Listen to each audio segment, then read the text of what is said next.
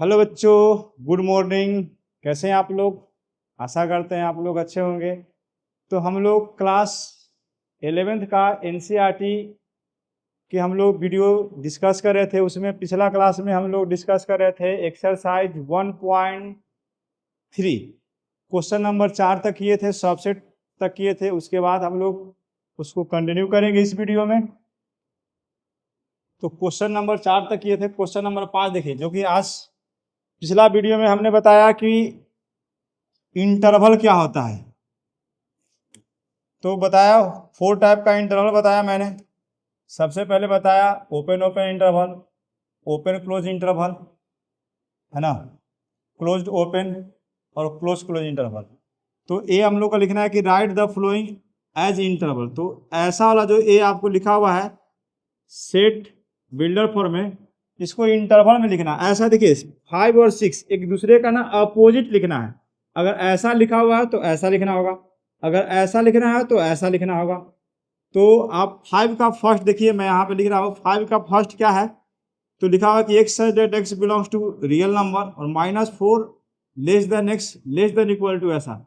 तो मैंने बताया था कि ए वाला सिंबल जो होता है ओपन का होता है और ए वाला जो सिंबल होता है वो क्लोज का होता है। तो क्लोज वाला ब्रैकेट ऐसा देते हैं, ओपन वाला ब्रैकेट स्मॉल देते हैं, क्लोज वाला में बिग ब्रैकेट लेते हैं। तो इसको हम लोग लिखेंगे 5 का फर्स्ट को लिखेंगे, इसको इंटरवल में लिखना है। तो हम लोग लिखेंगे कि -4 पर कैसा ब्रैकेट देंगे, तो स्मॉल ब्रैकेट देंगे, और 6 पर कैसा ब्रैकेट देंगे, तो क्लोज ब्रैकेट देंगे, क्योंकि ऐसा वाला में बिग ब्रैकेट होता है। तो यहाँ पे ओपन क्लोज इस्तेमाल करेंगे। इसको सेकंड देखेंगे आप, 5 का अगर सेकंड देखेंगे तो -12 पर कैसा ब्रैकेट होगा, तो ओपन होगा, और -10 पर कैसा होगा, तो ओपन होगा, क्योंकि ऐसा ही सिंबल है। तो ऐसा वाला को ओपन लेते हैं।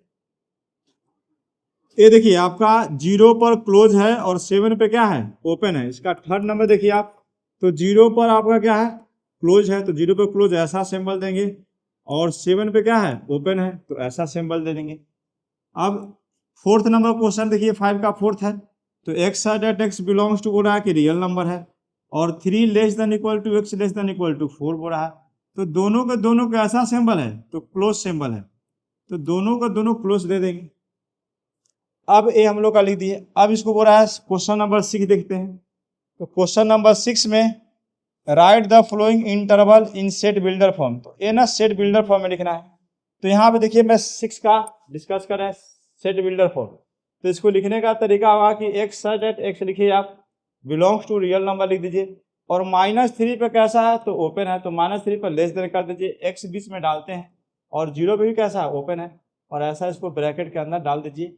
आपका 6 का पहला जो है आंसर कंप्लीट बन गया है। ठीक है, 6 का सेकंड देखेंगे। सेकंड में क्या बोला है, दोनों के दोनों कैसा सिंबल है, तो क्लोज का सिंबल है। तो इसको सेट बिल्डर फॉर्म में लिखने का तरीका क्या होगा कि x such that x belongs to real number लिखेंगे, है ना, -6 है ना, 6 पे कैसा 6 है, तो 6 पे कैसा सिंबल था, तो क्लोज था। तो 6 less than equal to x और लेस देन इक्वल टू 12 लिख देंगे। ये आपका सेट बिल्डर फॉर्म हो गया। 6 का थर्ड देखेंगे, 6 का थर्ड क्वेश्चन देखेंगे। तो ए ओपन है और ए क्लोज है। तो एक्स सच दैट एक्स तो लिखेंगे यहाँ, बिलोंग्स टू रियल नंबर लिखेंगे। तो आपको 6 पर कैसा है, तो ओपन है, तो लेस देन सिर्फ, और एक्स और एक क्लोज है, तो less than equal to.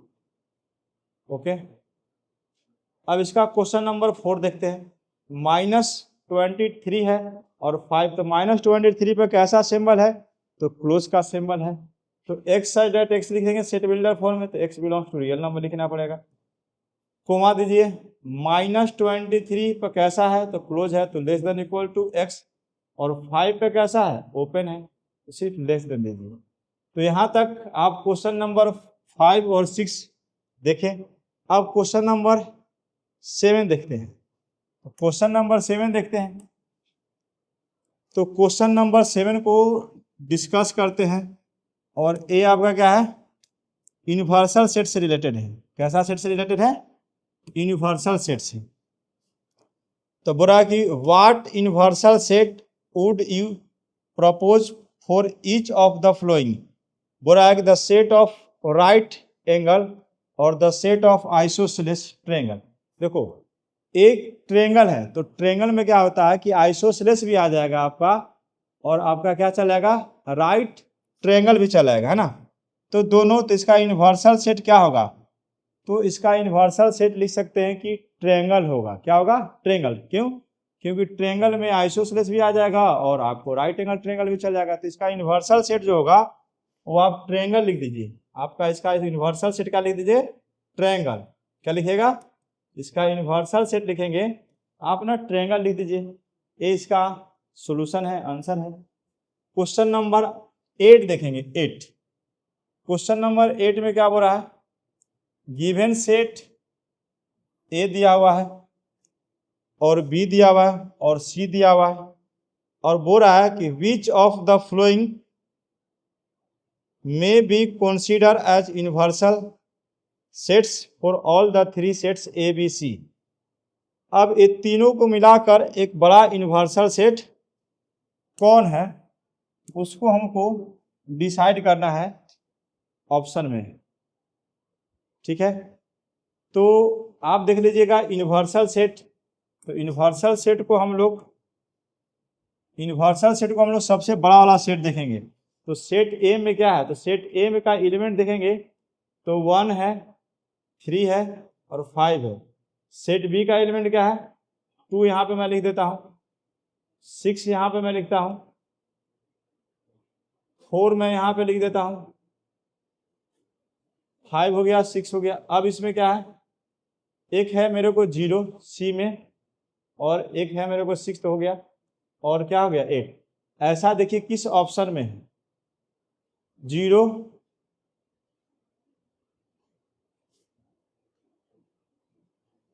The flowing consider है तो 0, 1, 2, 3, 4, 5, 6 है तो इसमें नहीं है। ए 5 है तो इसमें भी नहीं है। 0, 1, 2, 3, 4, 5, 6, 7, 8, 9, 10 है ना, तो इसमें 0 है। तो ए वाला आपका ना यूनिवर्सल सेट हो गया। ये वाला थर्ड क्या हो गया आपका, यूनिवर्सल सेट हो गया। क्यों, क्योंकि 0 भी है, 1 भी है, 2 भी है, 3 है, 4 है, 5 है, 6 है, इसके अलावा भी है बहुत सारा सेट है। इसको यूनिवर्सल सेट बोल देंगे क्योंकि हर एक एलिमेंट ना इसमें क्या है, शामिल है, मौजूद है। तो इसको बोल सकते हैं कैसा है, यूनिवर्सल सेट है। ओके, तो यहाँ तक हम लोग का था एक्सरसाइज 1.3 NCERT फॉर क्लास 11। इसके जस्ट बाद हम लोग देखेंगे वेन डायग्राम। क्या देखेंगे, वेन डायग्राम। होता क्या है वेन डायग्राम, एक मैथमेटिशियन जॉन वेन इनका नाम था, और इन्होंने वेन डायग्राम दिया था जब एनालिटिकल जो सोल्व कर रहे थे, उसके अलावा बोले थे कि इसको ऐसे भी सोल्व किया जा सकता है। वेन डायग्राम के थ्रू भी क्या करते हैं, इसको सोल्व कर सकते हैं। तो वेन डायग्राम में ये जो रेक्टेंगुलर टाइप का जो शेप है, ये जो रेक्टेंगुलर टाइप का शेप है, इसको हम लोग बोले थे कि यूनिवर्सल सेट है। कैसा सेट है, यूनिवर्सल सेट है। तो ये आपका यूनिवर्सल सेट लिए है, ठीक है। और ये जो सर्कल टाइप का जो शेप है, इसको हम लोग बोले हैं कि सेट है। क्या है, सेट। अब इसी में एक एक करके देखेंगे, पढ़ेंगे हम लोग ऑपरेशन ऑफ सेट्स। तो ऑपरेशन ऑफ सेट्स में पढ़ेंगे union of sets, intersection of sets, complement of sets, difference of sets, disjoint set. इस टाइप से एक एक करके हम लोग देखेंगे वेन डायग्राम के थ्रू। समझ में आया बाबू। तो बेटा जी आप देखो, यूनिवर्सल सेट को सबसे बड़ा सेट माना है, और छोटा सेट आपको एग्जाम्पल है, तो छोटा सेट कोई ए है, तो ए का जो एलिमेंट है वो 2, 4, 6, 8, 10 है। तो देखिए 2, 4, 6, 8, 10 ए में डाल दिए हैं, ठीक है।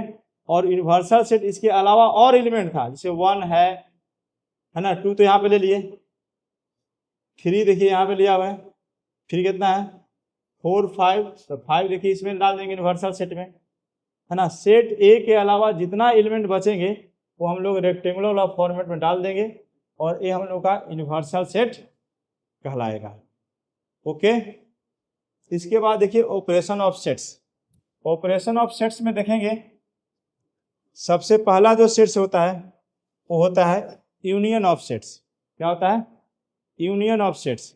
तो यूनियन ऑफ सेट्स में तो क्या देखेंगे, यूनियन के मतलब क्या होता है? यूनियन का मतलब ये होता है लोगों को इकट्ठा करना। हम लोग जैसे जानते हैं भीड़ लगाना, गैदरिंग करना, क्राउड करना, ग्रुप बनाना, टीम बनाना, उसी टाइप से यूनियन ऑफ सेट्स में ऐसा ही करेंगे। तो इसमें 2 सेट भी ले सकते हैं, मोर देन 2 सेट भी ले सकते हैं। बेसिकली अभी हम लोग 2 सेट लेंगे, 2 सेट्स लेंगे ए एंड बी। तो 2 सेट्स लेंगे। लेट बोले कि लेट इसका डिफिनेशन है कि लेट ए एंड बी है ना, B 2 sets. A and B भी कितना? 2 sets. The union of A and B is the set which consists of all element of A and all element of B. The common element is being taken only one bar. The symbol of U union type का is denoted as the union of symbolically right. हम लोग A union B से लिखेंगे और इसको पढ़ेंगे A union B. Read as A union B. ध्यान से देखिएगा, 2 सेट है, सेट ए है और अनदर सेट क्या है, कोई बी है मान लेते हैं। तो इसको लिखने का तरीका है कि ए यूनियन बी लिखिए। तो सेट ए का प्रत्येक एलिमेंट और सेट बी का प्रत्येक एलिमेंट, जो एलिमेंट सेट ए में और सेट बी में मैच करता हो उस एलिमेंट को सिंपल एक ही बार लिखना है, 2 बार नहीं लिखना है। जैसे मैं एक एग्जाम्पल लेता हूँ कि लेट मान लीजिए कि मेरे पास सेट ए का एलिमेंट है 1 3 5। अनदर सेट कोई मैं बी लेता हूँ, है ना, बी लेता हूँ और बी में लिख दिया कि 3 5 7 9। देन तब मैं बोलता हूँ कि ए यूनियन बी क्या होगा। तो ए यूनियन बी इस टाइप से लिखते हैं। तो A union B equal to what मैं बोला, तो ए यूनियन बी क्या होगा, तो ए यूनियन बी होगा कि ए का एलिमेंट यूनियन बी का एलिमेंट। ए वाला एलिमेंट क्या क्या है आपके पास, तो 1 3 5 है ना। अब 3 5 तो मैच कर रहा है तो उसको नहीं लिखेंगे, क्योंकि एक एलिमेंट को सिंपल एक ही बार लिखेंगे। एक एलिमेंट को यूनियन में सिंपल एक ही बार लिखेंगे। तो ए यूनियन ए क्या हो गया, बी हो गया। अब इसी टाइप से देखिए एग्जाम्पल एनसीईआरटी का ही है। तो सेट ए में लिया हुआ आपका 2 4 6 8 है ना, और इसमें बी में लिया हुआ है कितना, 6 8 10 12। तो फाइंड हो रहा है कि ए यूनियन बी फाइंड कीजिए। तो सेट ए का प्रत्येक एलिमेंट को मैंने पहले लिख दिया और सेट ए में जो एलिमेंट मैच करा था, जैसे मान लो कि 6 और 8 मैच करा तो फिर से नहीं लिखेंगे और 10 और 12 इसमें लिख देंगे। तो हम लोग का क्या फाइंड हो जाएगा बच्चा, तो ए यूनियन बी फाइंड हो जाएगा। क्या फाइंड हो जाएगा, ए यूनियन बी फाइंड होगा। ओके, इसी टाइप से एग्जाम्पल नंबर मान लीजिए 13 दिखाते हैं हम आपको। तो लेट ए इक्वल टू इतना है, A E I O U vowel alphabet है, और B equal to A I U है। तो सो डेट बताना है कि A union B equal to A दिखाइए। ऑफ कोर्स देखिए ए यूनियन बी जब लेंगे तो A union B equal to तो आपको यही आएगा, ए ई आई ओ यू। कैसे, ध्यान दो, सेट ए है तो सेट ए में इतना एलिमेंट है, तो ए ई जो आई ओ यू है आपका, और यहाँ पे यूनियन का सिंबल है ना, और बी में क्या है, तो ए आई यू है। तो ये दोनों का अगर यूनियन लेते हैं ए यूनियन बी, तो आपको आ जाएगा ए ई आई ओ यू आ जाएगा। ठीक है, तो ए ई आई ओ यू आ जाएगा। और ए किसके बराबर है, ए आपका ए के बराबर है। क्यों, क्योंकि ए ई आई ओ यू आपके पास ए ही तो है, तो ए है तो इसीलिए हम लोग का क्या हो गया, सो हो गया। अच्छा, एक एग्जाम्पल और बढ़िया है ना। अगर मान लिया सपोजेड बोलते हैं कि B is the subset of A, इसका मतलब होता है कि ए का एलिमेंट ज्यादा होगा। ए का एलिमेंट क्या होगा, ज्यादा होगा। जैसे मान लिया जाए, सपोज लेते हैं, लेट मानते हैं कि अगर ए है, ए में एलिमेंट अगर ए बी सी डी लेते हैं, अगर बी में लिया, बी में, तो बी में ले लेंगे तो ए बी लेते हैं सपोज, तब न इसको हम लोग ऐसा लिख सकते हैं कि B is the subset of A. अगर इसका ए यूनियन फिर से बी निकालेंगे, आप ए यूनियन बी निकालेंगे तो कौन सा वाला आएगा, तो जिसमें ज्यादा एलिमेंट होगा वो वाला आएगा। जैसे ए बी सी डी आएगा, तो ए बी सी डी को क्या बोलते हैं, ए बोलते हैं। तो सेम ये वाला आपको कॉन्सेप्ट है जो कि बताया गया है। ठीक है, आशा करते हैं यहाँ तक आपको ए यूनियन बी समझ में आया होगा। हम लोग नेक्स्ट क्लास में पढ़ेंगे इंटरसेक्शन ऑफ सेट्स। तब तक बाय बाय।